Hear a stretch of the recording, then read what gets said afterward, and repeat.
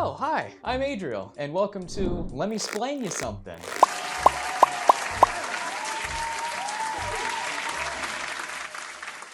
So as we know, it's important to build a house, to protect yourself at night and keep your stuff in one place. So the best way to do that is to build a simple house. You only need simple materials like cobblestone, oak planks, oak logs, some oak stairs, glass, a door, and say some torches for lighting. To start, you're gonna make a simple 1-block frame using cobblestone.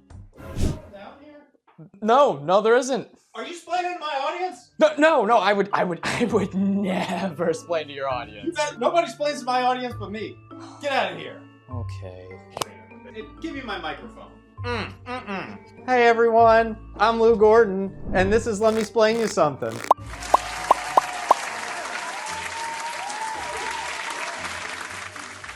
All right, so sorry for the interruption, but we're gonna get into our regularly scheduled splaining. So today, I wanna talk about some information that's important for buyers and sellers. This is a topic that we've talked about a lot. It's something I think is very important, whether you're buying or selling real estate. And this is the idea that buying is an emotional decision. And not just that people get emotional when they buy and sell real estate, but that physiologically, the part of your brain that controls emotion is also the same part of your brain that enables you to make buying decisions. And that's really where everything comes from, is that emotional center. And then we rationalize later with our logical thinking.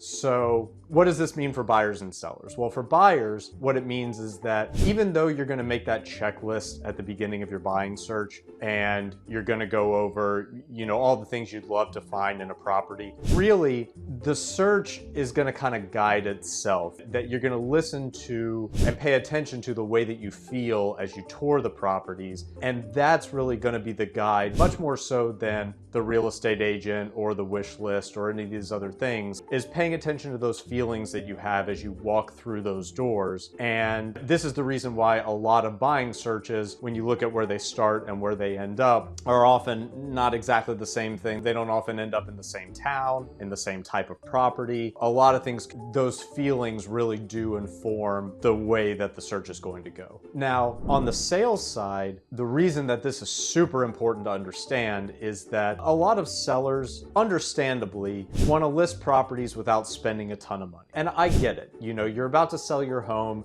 You've lived there for a long time. And what I hear from a lot of sellers is, well, I didn't spend the money to do this renovation project when I lived here. Why am I going to spend the money so that the next person gets to enjoy this thing about my house that I didn't get to enjoy? And I totally get that. Had that conversation a lot. But the thing to understand is that you do the prep work and you do the renovation work and the painting and the staging and all these different things because you're trying to create that emotional experience in the people who are coming to view the home, that when they walk in, you can't expect people to do that whole logical thing of, well, if I paint this a different color, and if I change the way this kitchen is laid out, and if I do this and I do that, this is gonna be a great home.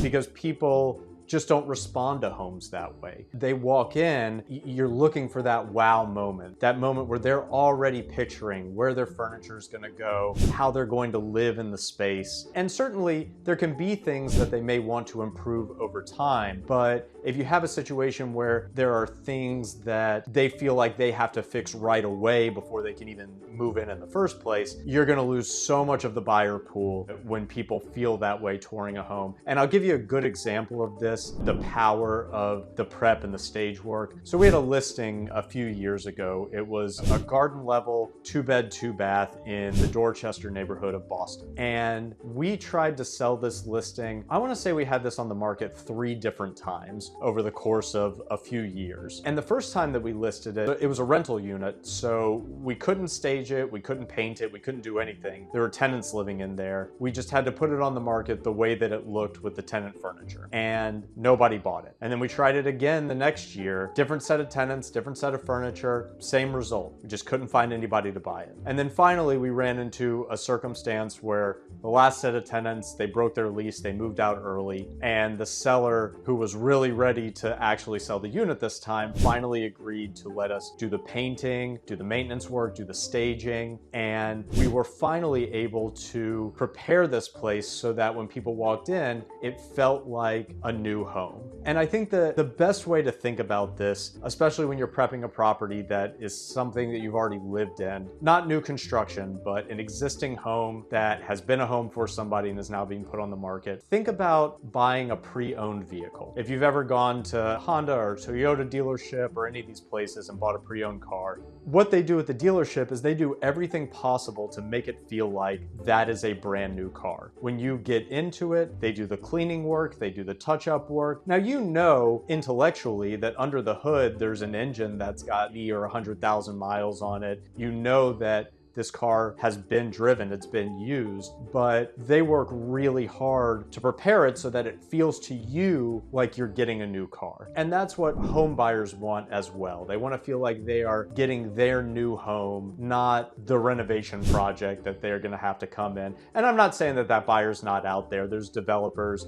there's people that don't mind putting in the sweat equity. But when you're talking about the bulk of the buyer pool, 80% of the buyers, they want to go into a home that feels move-in ready. Now, if you want to discuss how any of these topics affect you in your buying or selling search, please feel free to reach out. Love to have a conversation with you, explain you how this might affect you in your buying and selling, and we look forward to talking to you soon.